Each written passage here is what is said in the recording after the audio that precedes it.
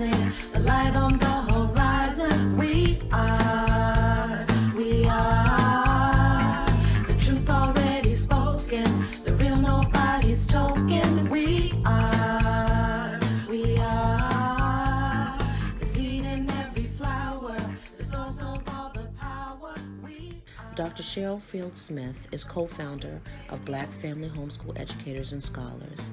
She is an associate professor in the Department of Educational Theory and Practice at the University of Georgia. She is the most prolific researcher focused on Black families who homeschool in the United States. She is author of numerous articles on homeschooling and author of Exploring Single Black Mothers' Resistance Through Homeschooling. Welcome everyone to our October Tea Talk. We are talking today about homeschooling without fear. Very important topic that came from our teach-in that was held this past July. And what we're talking about here is how to homeschool without fearing you're going to mess up your children or that you're going to do something wrong. That anxiety that is very common, especially for beginning home educators. But I imagine it's sort of like it can come and go. So we're going to be talking about that today. So grateful to have 5 wonderful panelists who we're going to have them introduce themselves to you, tell them who you are, and then what is your connection to this topic of homeschooling without fear. And let's start with Mika. Dr. Mika Williams Johnson. Well, thank you, but just Mika is fine. And I'm going to start off by saying I'm starstruck at this moment, simply in awe to be here and honored with this group, because I watched you guys at the teach-in and was just so amazed, so encouraged, and felt like, man, I could do anything just by listening to your stories. So I had some vicarious experiences living through you. So this is my first year actually homeschooling, and we started due to coronavirus. But I've been working with homeschoolers since 2000, as I was a teacher in Fulton County, Georgia for some years, and worked with a group of homeschool parents who wanted somebody to collaborate with them and teach their students different math topics. And so we worked on different skills for a small group of students. And then I just kind of got engaged and enthralled by the whole experience of it all, just watching the families enjoy the freedom of not having to abide by any type of state obligations and assessments and whatever, unless they wanted to. And then there were times where they, of course, needed portfolios, and we did, assist with providing evidence and portfolios when students were moving from a homeschool setting to college. But other than that, that's been my experience, and I have been able to work with homeschoolers and test or do surveys, collect data on efficacy belief, and have had an awesome time working with Cheryl before I was one of her graduate students, and did part of that for my dissertation. And so just continue to be so, I guess, excited about what families are doing to find other viable options to educate their children for excellence, or find excellence in education. Thank you. Right. Malika? Well, hello, everybody. My name's Malika Diggs. I have 2 daughters, 13 and 15. They've never attended school. We tried and we failed upon entry, and the failing was a blessing. And since then, we have been on this journey, and we have been through many, many iterations. It's always evolving. And that fear is something that I don't necessarily that I'm necessarily without. I work within the fear.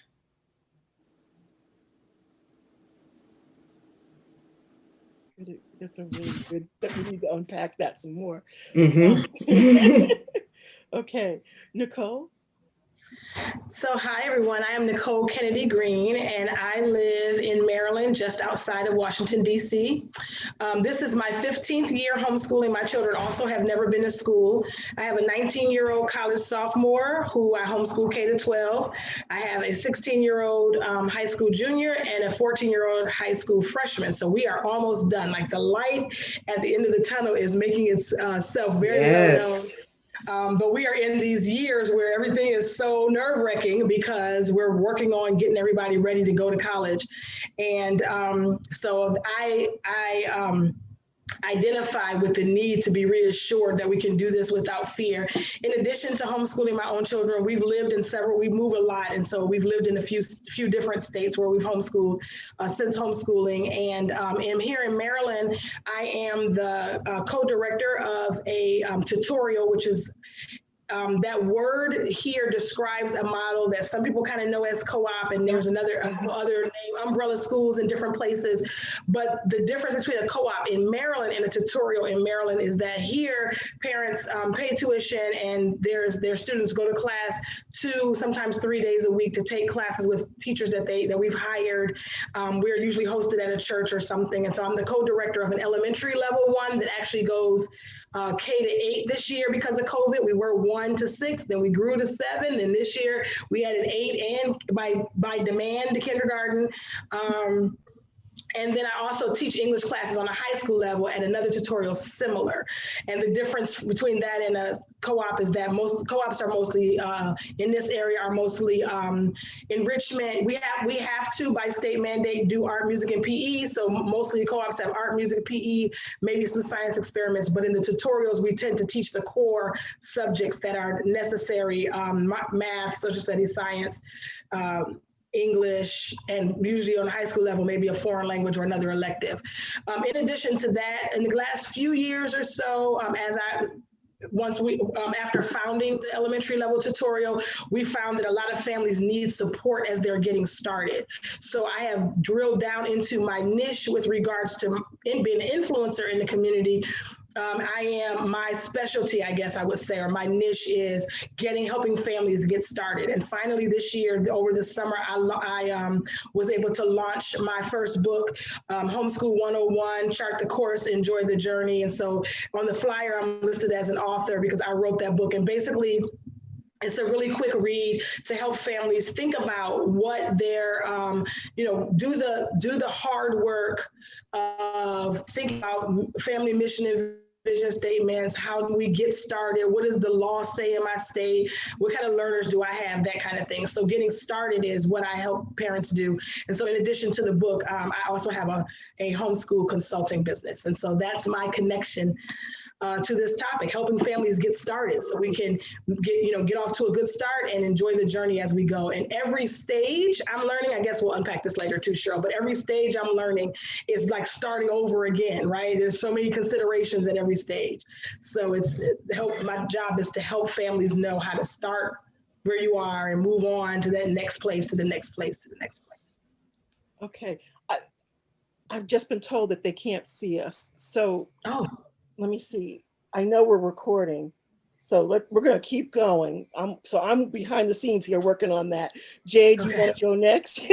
Thank you. Okay. So hello everyone. My name is Jade Weatherington, and I am moving into my 6th year of homeschooling. My daughter just turned 12. And it actually started, I was working as a public school teacher, and she had some issues in her school where she was supposed to be accelerated to the next grade. The teacher made a comment during the conference that I had to push for this conference with admin and with superintendent about the whole process of having her accelerated. And the teacher's comment was, I know what to do to hold children back. I don't know what to do to accelerate them. And I walked out of the room. I had to take a whole moment to gather myself and think about, why do I have my child in this school, in this system where I became an educator because I thought I could make some significant changes. And she got frustrated. She came home one day and she's like, why can't you just homeschool me? I was like, okay, I will. And I had to figure out how to do that. I was already teaching online and I was also working in the school. So I had this side job as a supplement. And then it became, this has to become the full-time job so that I can take my daughter out of this system and home educate her. So we spent almost 2 years world schooling, where we were traveling, and then we spent another year road schooling, not a full year because the pandemic happened, but we were traveling by van. And as I was documenting our travels and our world schooling, our homeschooling, I had so many people reaching out to me saying, well, how do I do this? I'm not a school teacher. I'm not going to be able to do this. I'm not a teacher. I'm not an educator. And so I guess my connection to this topic, I'm always telling like, you don't have to have a formal education in education to be an educator.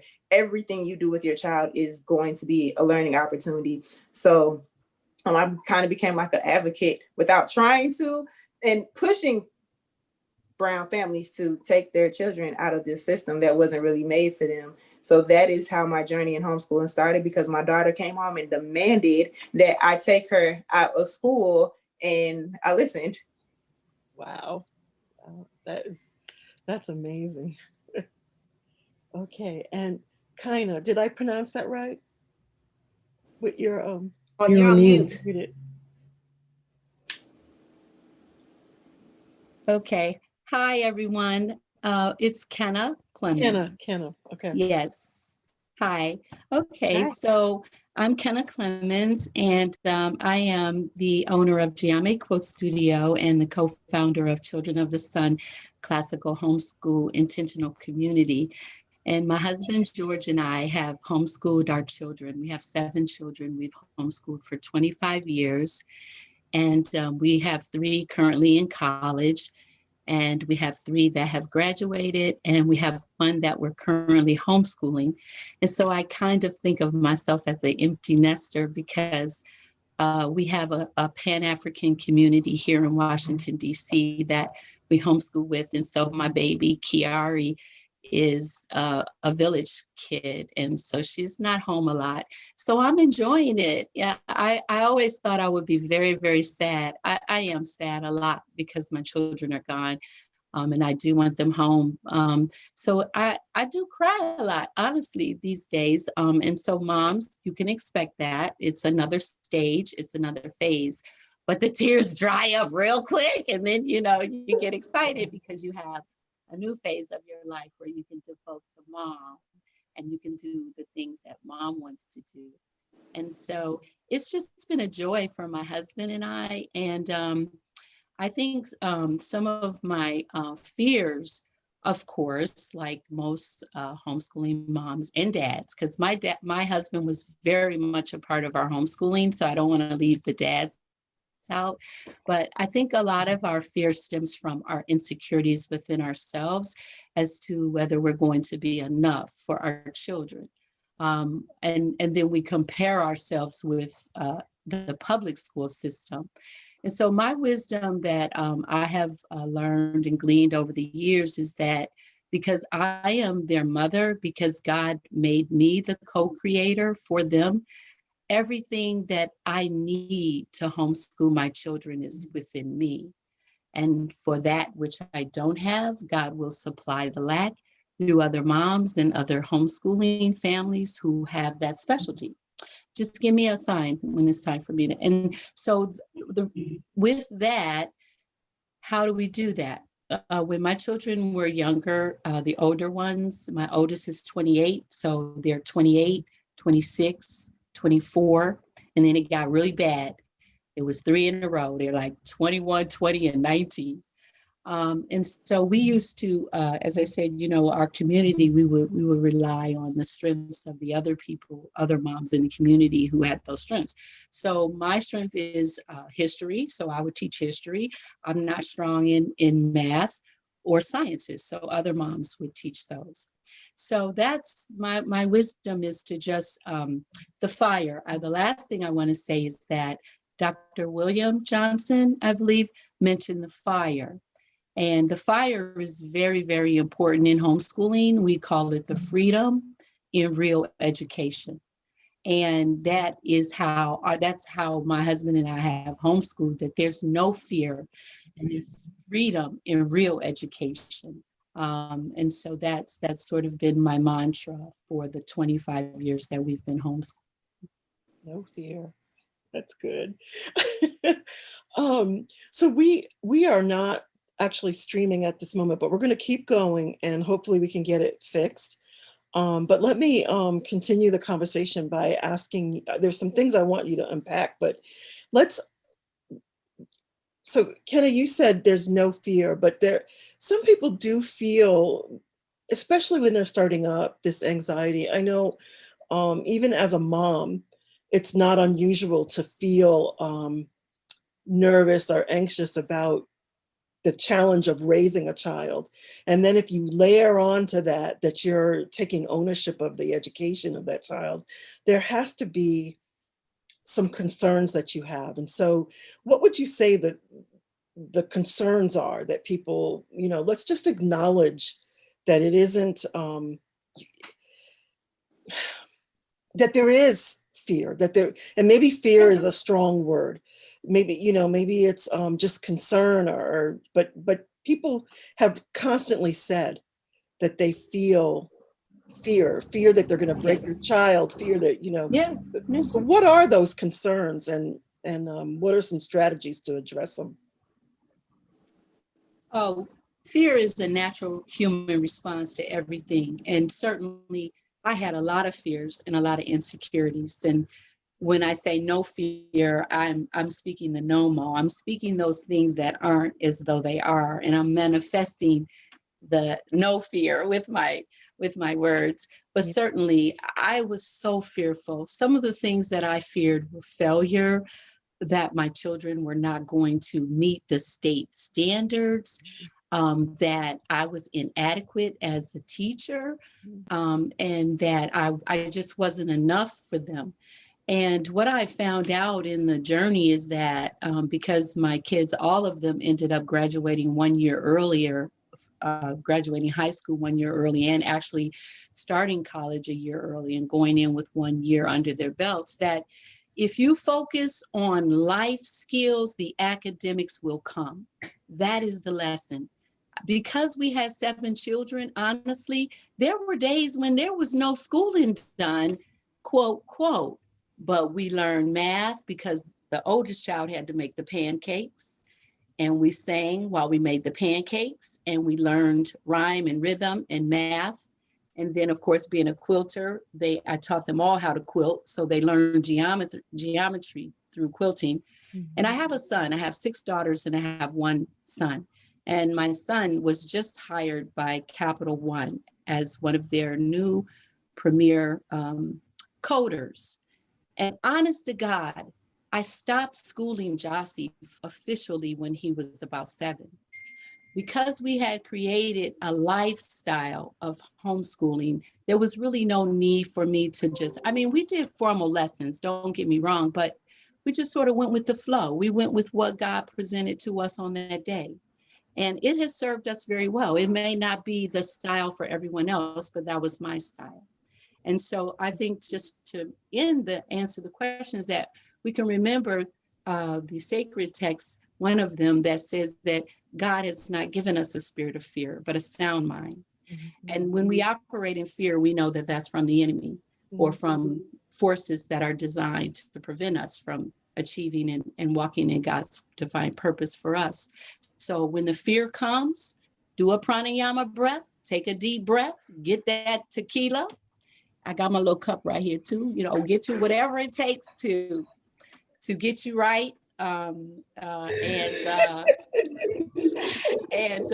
you're going to be fine. You're going to be fine. Very good. Very good.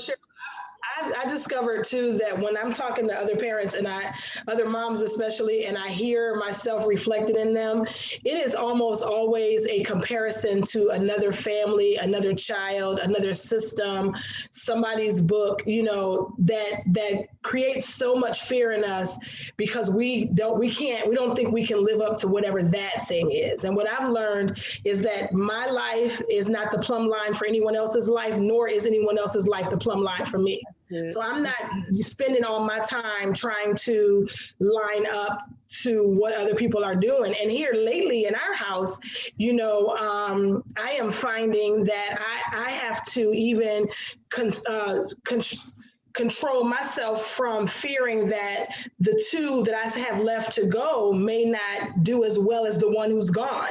So my daughter, who's she'll be 20 in February, is very creative, was an excellent, gifted creative writer, went on to art school, but she applied to 6 colleges, got it, and all test optional. She has this really bad attitude about what she is and is not going to do, which people who know me will say that came really, really natural. But she was not doing standardized tests. She wasn't going to be bothered with anything that was biased against her from the beginning, and decided she wasn't doing that, all built up on her shoulders about all the stuff she wasn't going to do.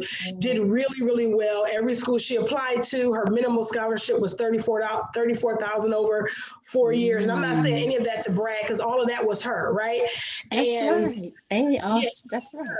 It was her thing, and then she chose a school she went to, and she's there, she's rocking it out, doing really well, maintaining her scholarship, living on her own. We just moved her back into the city that she's going to school at last weekend because she needs to be independent. They got their own apartment, but these boys in here, that's a whole different animal in this other room right here than that firstborn female, and I'm worried that I don't know. Am I giving them what I gave her? I'm worried. When I think about them, I think I need to be able to shoot you as an arrow in a specific direction, or I'm not. I had to say to myself just yesterday, which is what brought this to mind. Just yesterday, I had to remind myself they are not her, and their path is different. And their steps, though also are ordered differently, and they're going to be okay, even if we don't know what they're going to be okay doing until they get through a couple of years of community college. Like, I don't know what they're doing, right? So maybe we're not having great big send-off parties and all that for them because that's not their path. But the fear of even not being able to achieve from one child to the next is very real. And I think it's a lot of times it comes from a comparison. If we focus on who we are and what our family is doing, allow our homeschooling to be an extension of our parenting, right? And just like Kyna was saying, it's a natural thing. Just let it happen naturally, even from one child to the next. The fear will fall away when we try not to compare. One expression I'm going to share, then I'll stop talking on this. Something that I think I said it in my book. I've said it to other families. I say it all the time. I say it even to people who are not even talking about homeschooling. Comparison is the thief of joy. And so we can have joy and be excited about something and love it and feel like we're doing well until we take our eyes off of what we're doing and look to the side and see someone else and what they're doing is completely different. And then we get stuck in that comparison situation. I could say my glasses are super cute. And then I look at Malika and I'm like, I thought my glasses were super cute till I saw her glass. We ought not do that to ourselves. And moms do it terrible. We do it horribly awful to ourselves. And then when you just mix in this thing with the kids, it just gets to be a mess. So, my one big piece of advice with regards to fear is don't compare. Don't compare yourself. If you can adjust yourself in such a way that you are not comparing yourself to others, then you will find some of that fear will melt away. That's a great, great point. We are now live. I am so sorry for those that have been waiting for us. I don't know why it took so long, but I can see we're on live on Facebook now. So we know not to compare ourselves to anyone else. Right. Really not to move into the fear, but to do what you have to do to keep moving through the fear. And we haven't heard from Jade and Mika and Malika. So either one of you want to speak up? I can share. Okay. What resonated with me with everything that you all have said so far is really about that comparison component, because comparison is how most of us and how we're raised to understand ourselves is from a place of comparison, whether it's parenting and you see those books, What Should a Child Know by X age? For me, the word should invites comparison, because should to whom? and who's creating these benchmarks.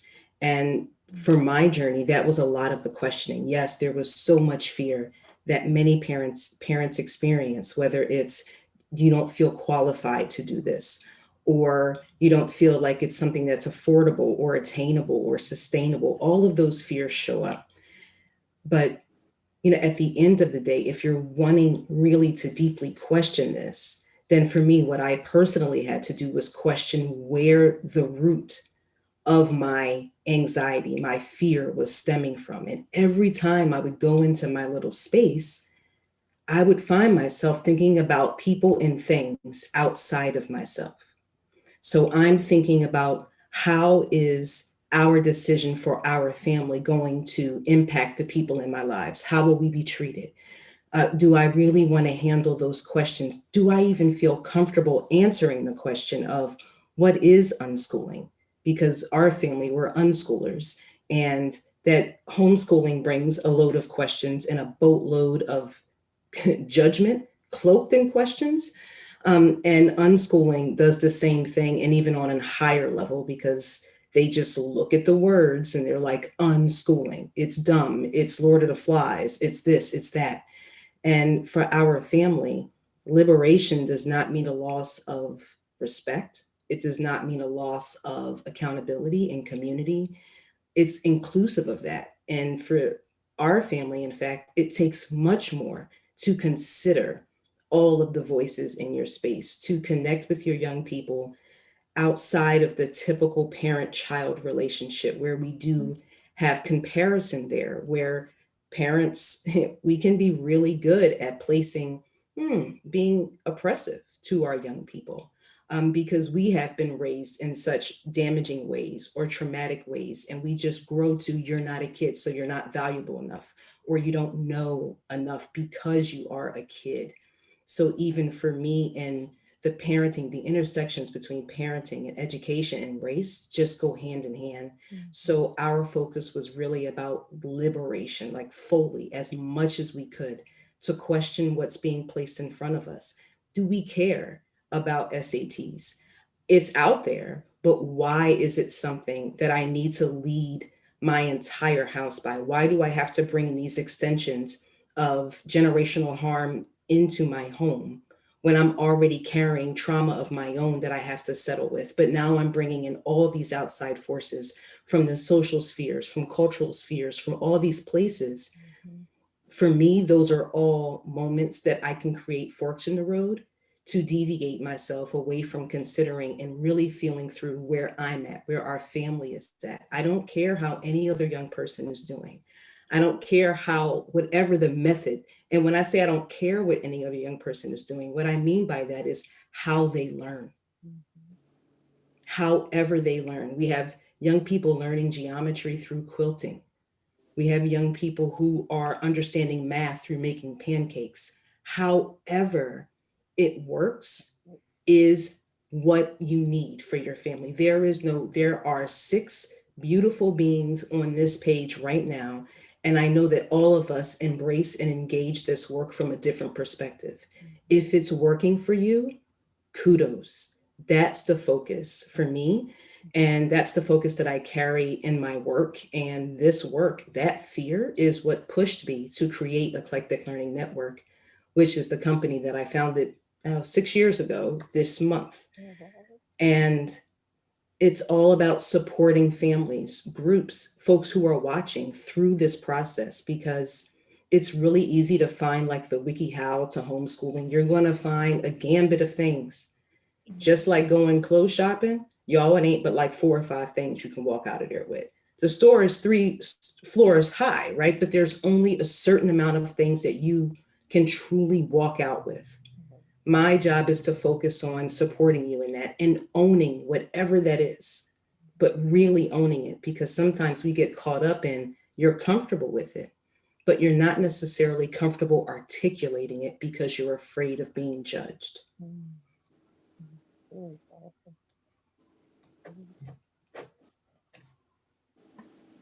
Jade or Mika? Yeah. I guess I would just add to it, like the whole idea about fear is some process that I personally had to go through. I had to de-school. So my whole idea about education was you go to school, you pass this test, you accelerate, you go to the next grade. And I went to school to become a teacher, and they taught me about all these standards. And I get into the workforce as a teacher, and I'm like, some of these standards aren't going to be met by people. And I know what type of learner I am. I was able to easily pass classes I struggled with because I knew how to do what the teacher wanted me to do. I knew how to provide them with what they wanted, but I wasn't necessarily mastering or learning the material. So when my daughter, like I said, stomped her foot and told me she needs to be homeschooled, I had to, first I set school up in home, still this whole system that I was against. Here I am, here's your desk, here's your notebooks, this is how we're going to do it. It didn't work for either one of us. So we stopped. And that's why I said our first year when we were world schooling, I never sat down and officially did work with her. But if I sat down and asked her questions, her ability to comprehend and to analyze and to explain things to me, I was just like, you were listening? So you actually picked something up from that? And I had to learn how she learned, and I had to learn how I learned. I had to learn how I teach. So we do what works best for us. And then teaching online, most of the families I work with are homeschool. I do have a small group of families that I teach that their children go to like traditional public schools, and they come to me for additional services because I teach ELA. But I'll get messages from parents every now and then, like, I think I'm failing, I'm going to send them back to school. And my question is always, what is your why? Why did you decide to homeschool? And if you focus on that and you remember why you decide to homeschool, for me, it recharges me. So I've never considered sending her back to school. If someone asks me, I'm like, well, why would I do that? And then I'll ask them, like, tell me your best moment in school. Tell me one thing that you remember standing out. What was the one thing you loved about school? And they're speechless. They're like, I'm like, tell me the worst thing that ever happened to you in school. What's the most traumatizing thing that ever happened to you in school? And they start running down a list of things. So I'm like, this is where you want to send your child, though. I'm like, you can't tell me a good thing, but you have a full list of trauma that happened because you were placed in this system. So for me, it was deschooling and then not caring about the standards. As Malika just said, who created those standards? Like, whose standards do I want my child to live up to? And also, standards are average. I want an extraordinary child. I don't want an ordinary child. So I always say, if you fear it, like when you feel that fear, ask yourself why. Why did you start this process of homeschooling? And also with comparison, it's hard. Try not to do it. But when you're reading an article about the 14-year-old who just started college with a full scholarship, I'm like, yeah, nope, that's not my baby. She's not going to start college at 14. I know she's capable of having conversations with adults and analyzing things at a higher level, but she's my baby and she likes to do stuff that little girls still like to do. So she's not going to fit in that type of environment. And I'm okay with that. And if she goes to college when she's older, whatever works for her is going to work for me. So that whole idea about fear is just not focusing on those standards. And then if you are focused on those standards, ask yourself who created those standards that you're trying to live up to. And like you said, they are average. I even tell that to the teachers I teach. These standards reflect the bare minimum of what you should teach in a year with your students. Yeah. So no, we shouldn't be living up to that. But I think more importantly, what I keep hearing too is that you should be listening to and looking at your own child and not even comparing your child that you're homeschooling to other homeschoolers, because I've heard homeschoolers doing that too, right? Just look at your child for what your child is capable of and interested in and able and wanting to do.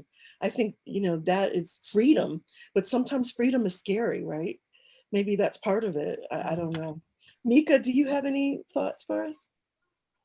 Sure. Yeah, I would just add that I had to ask myself several questions before going into this. So everything that you guys said, 100, I feel it 100%. And I ask myself daily, am I capable of actually doing this? But I bring myself back to those questions. What does this freedom mean to me? What is my liberation pedagogy here? How is that coming across?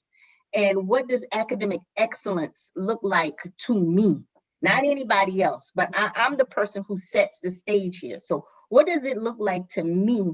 And how is it that I can create a pathway for my kids to get there? And that's at the bottom line. That's all I'm trying to really achieve. But again, while I'm not totally new to the concept of homeschooling, I'm just really getting my feet wet and learning how my kids actually learn best, like the best time of day to really work with them on challenging material.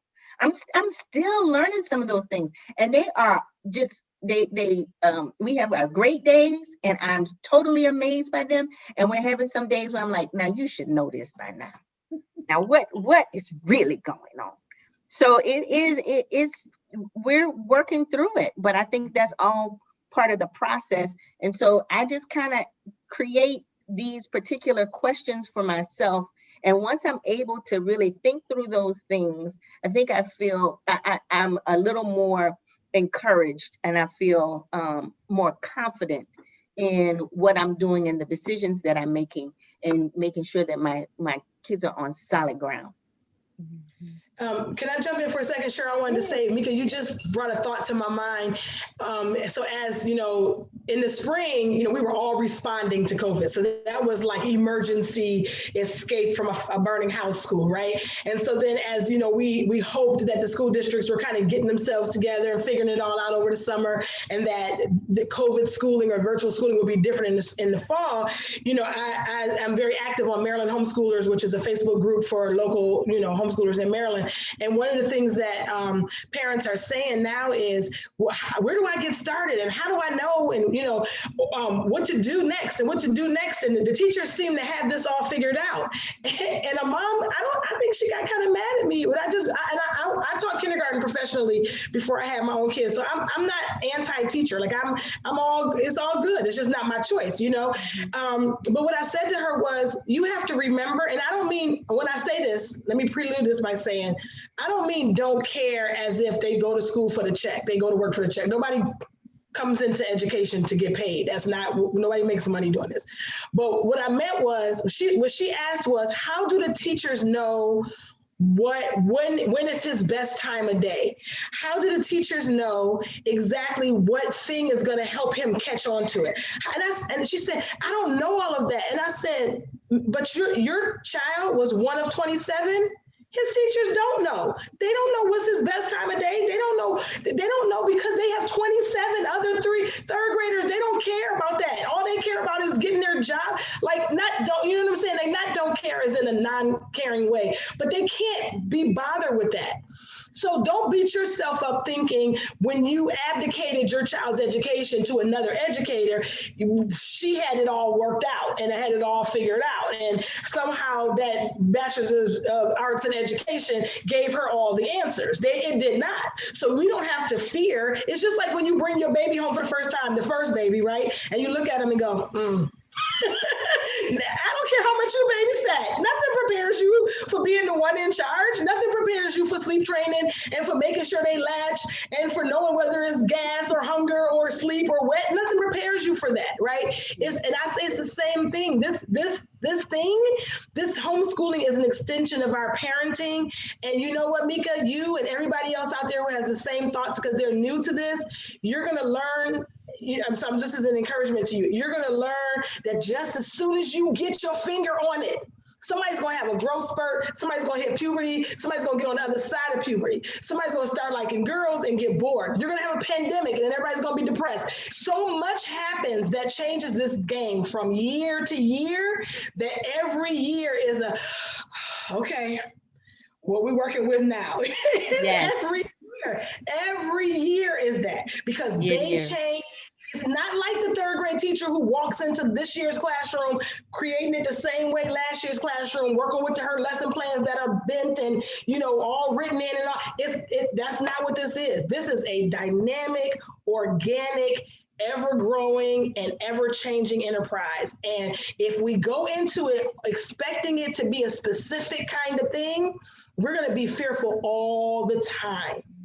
But you got to love your kids and know that you are the You are the mama for these babies. Whether you gave birth to them, you married their daddy, and that's how they got to be your kids. You found them on the porch, you picked them. I don't care where you got them from. You are their mama. You are prepared and ready for this, and do your thing.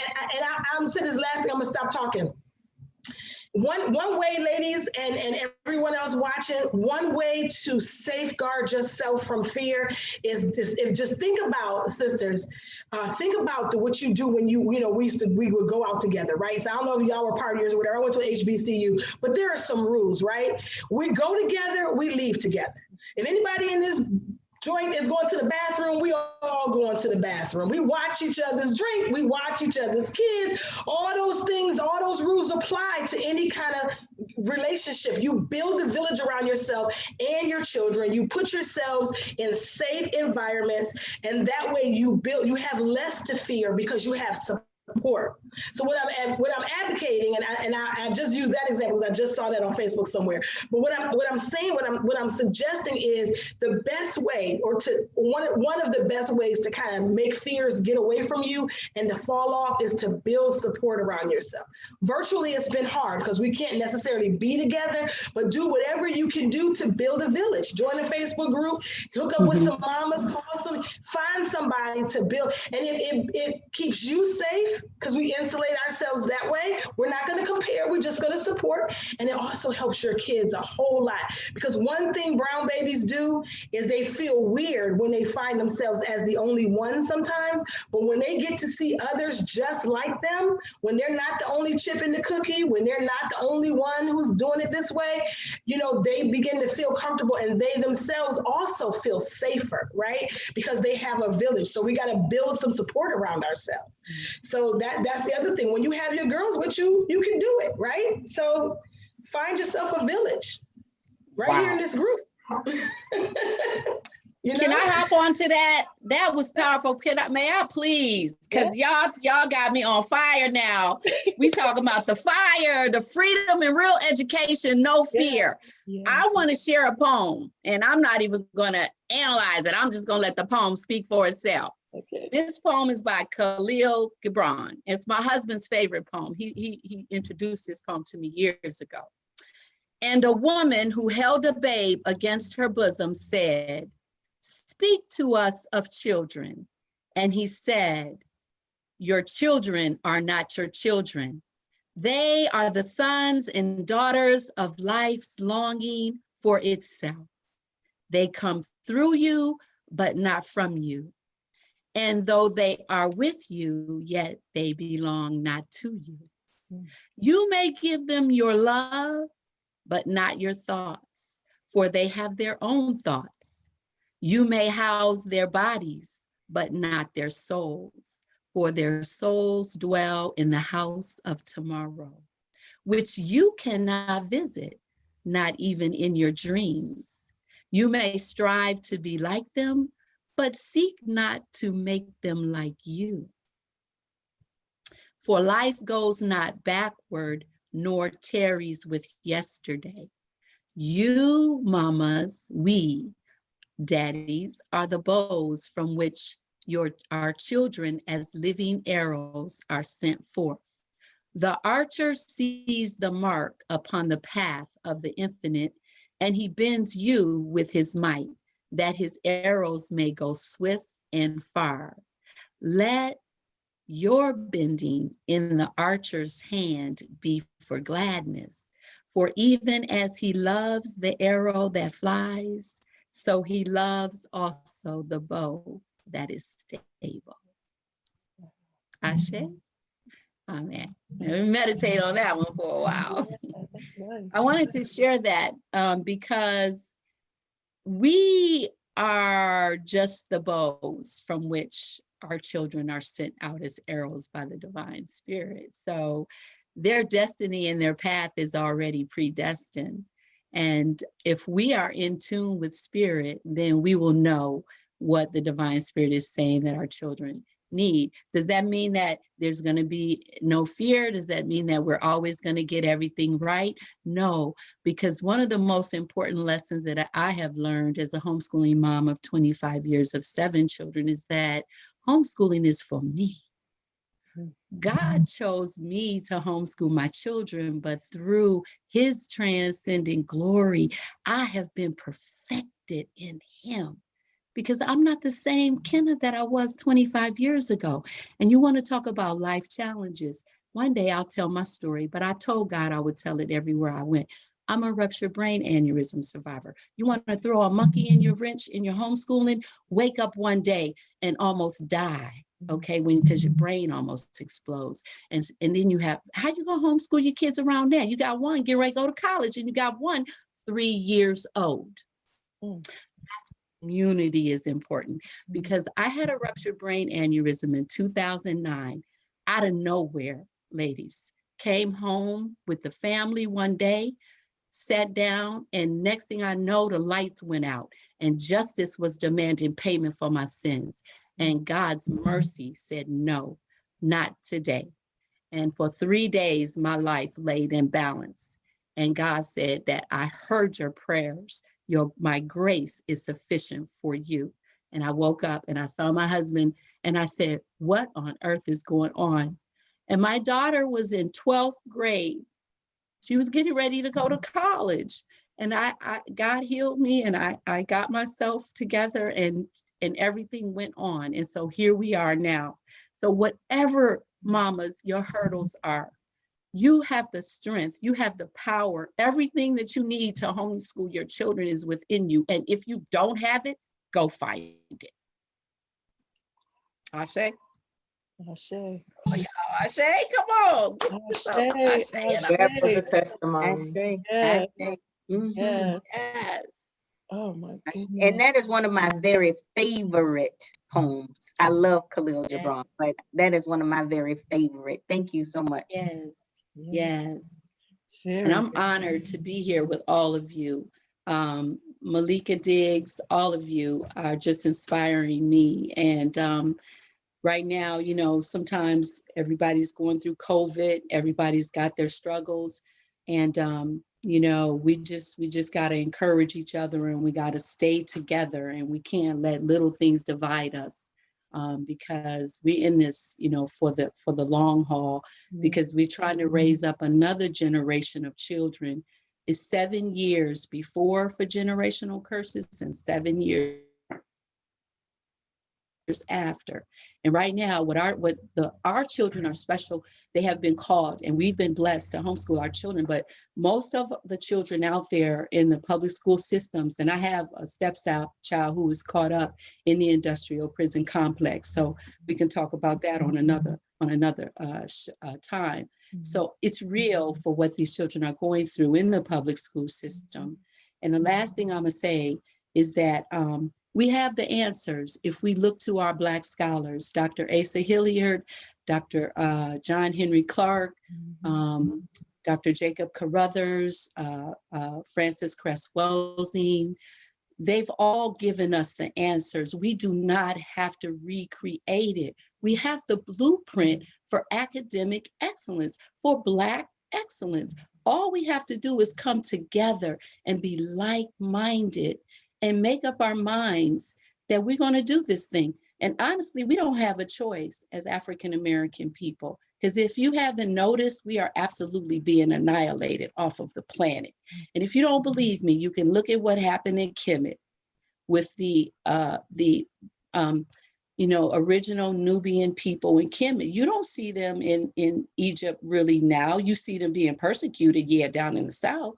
And so that's happening to us as African American and African people. And so we have to be wise and discern the times and stop playing around and get serious. I agree. Wow. I see a question in our chat. Can you talk about how the fear of the child, how to ease a teenager into deschooling and how to get independent selves to trust the home teaching when they've been used to a more structured school environment? It's coming from Antonita Austin. So the fear, like if our children have fears. Yeah, I can say something to that. Hey, Tony, I know who this person is who put up that chat. Okay. Peace, sis. Child, listen, and everybody, if you know me, I just like to keep it real, right? This is the whole deschooling journey, right? I have a meetup. It's called Deschooling is a Thing. We meet monthly, and it's for all parents who are sorting through all of this. And we touch on these topics that come up. We touch on we may be ready, but our children are not, right? But Mhm. look how long it took us. Mhm. We have some people say that there's a formula for deschooling. I highly disagree with that because we are human beings. We are ever growing and shifting. And just when our young people have it, like someone said earlier, the growth spurt hits. Some like as soon as you get a rhythm, there is some wrench that shows up. And I kind of replace that wrench with an invitation to expand. Instead of me encountering those moments where I'm challenged, I look at these as growth moments, and it helps me shake away from a fixed mindset and transition into a growth mindset because we all get fixed in those things. But for teens who are resistant, look how resistant we were at this. Look how many times, like Mhm. in the very beginning, right? And if you've been doing it for a minute, you kind of forget in a way, and you just kind of go with it and you forget how you arrived to where you are. But that beginning part was nerve wracking. You wanted to know the why, you wanted to know the how, you wanted to know the when and the where. All of that for a young person, especially a Mhm. teen who's really just cultivating that autonomy and empowerment to be able to own their value and worth, they have to feel through it. We kind of look at school or schooling as something where you're not allowed to hurt or even give yourself permission to not know. But in this case, if we're really talking about liberation and learning outside of the narrative of whiteness, you have the whole lane to sort through that. And even if it is uncomfortable, what I said earlier in the very beginning is that I still carry fear. I just work on walking with it and Mhm. not repelling it. If I'm Mhm. sensing fear, if I'm feeling triggered, instead of me trying to either deflect or try and find something to kind of soothe that, I feel it. I just put Mhm. myself in that position because then I'm spending more time and I'm mad at myself because I'm mad, not at the thing itself. Do you know what I'm saying? So for a teen, allow your teen to just express what it is that has really that makes it challenging. Do the comparison. What are some things about in-person school or wherever they went, brick and mortar school, that they really appreciated? And then things that they can do. What are the avenues that they can touch now that they couldn't tap into before? And that list may be really difficult right now because it's the pandemic, but that also for me is another invitation to delve into the depths of creativity because we've all had to be creative, especially right now, and we've all had it in us.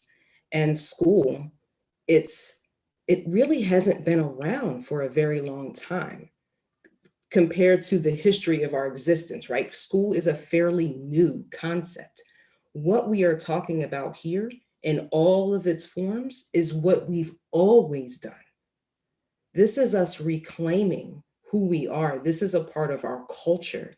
This is how we rolled. So sometimes liberation, yes, we seek it, but sometimes we're trying to seek it from the external. And sometimes it's just, are we liberating ourselves to think outside of what we've grown conditioned to?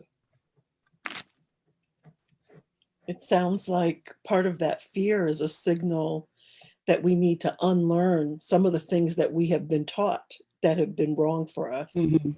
from the get-go. Absolutely. Yeah. Yes. Yeah. Yes. May I say something at this point? Education is liberation. That's pretty powerful.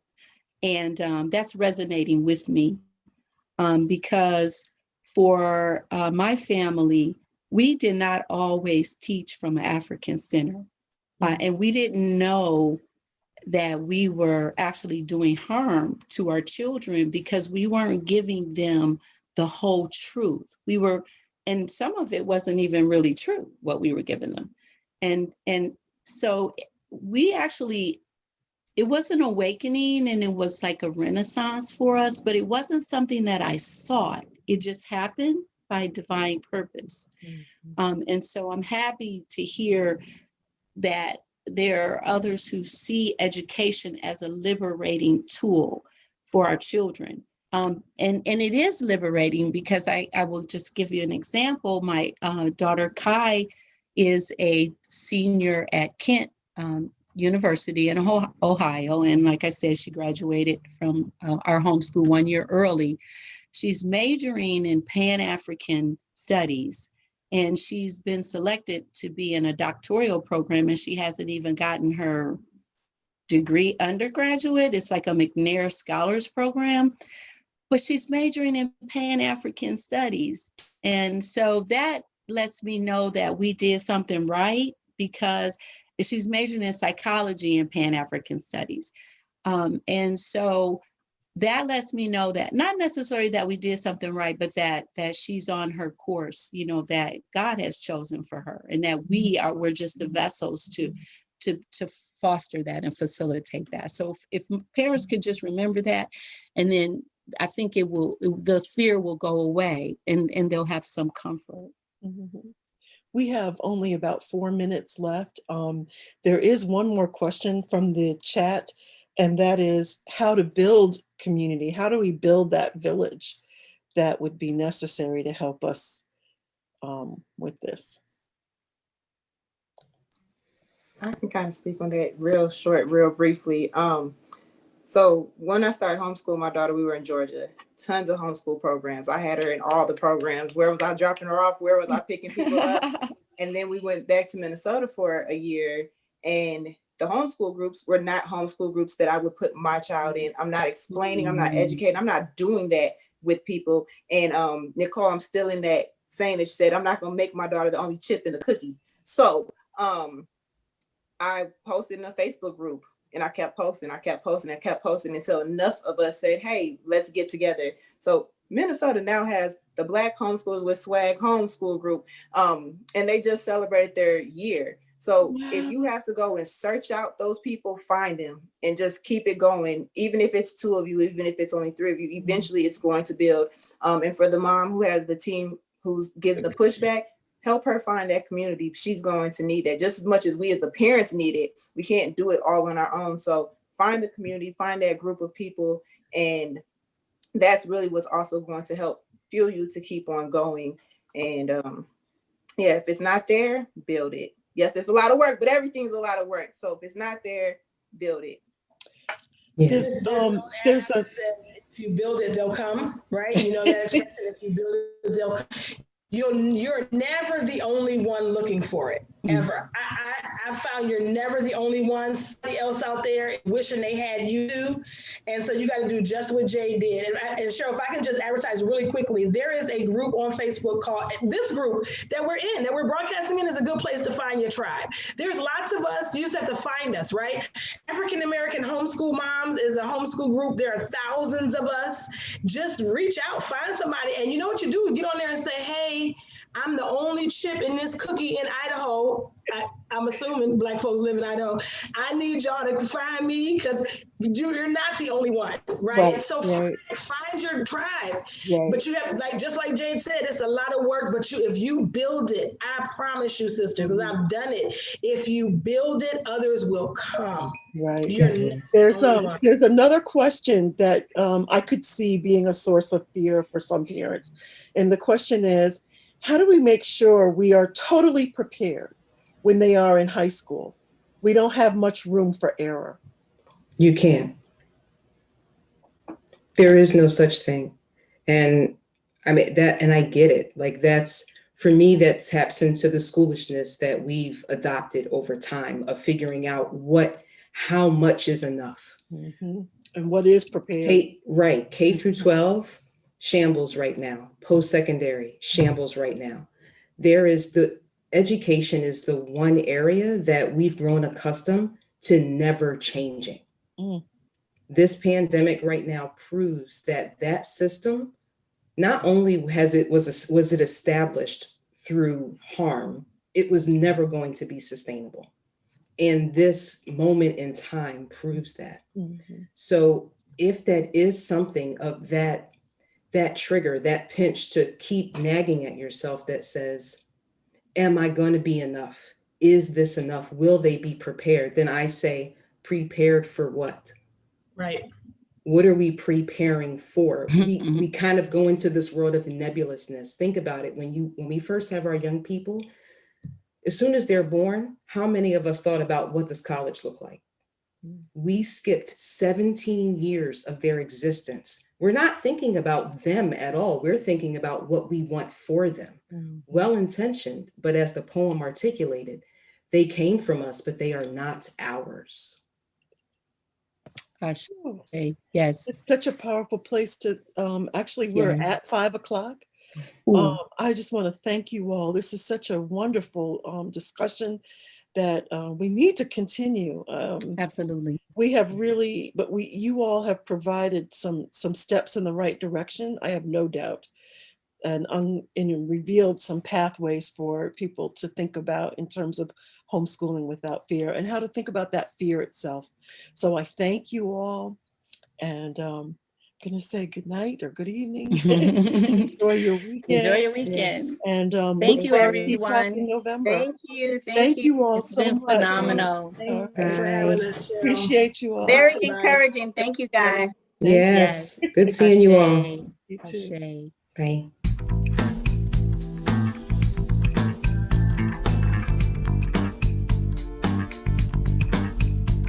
We are, Spirit of Phoenix rising, the light on the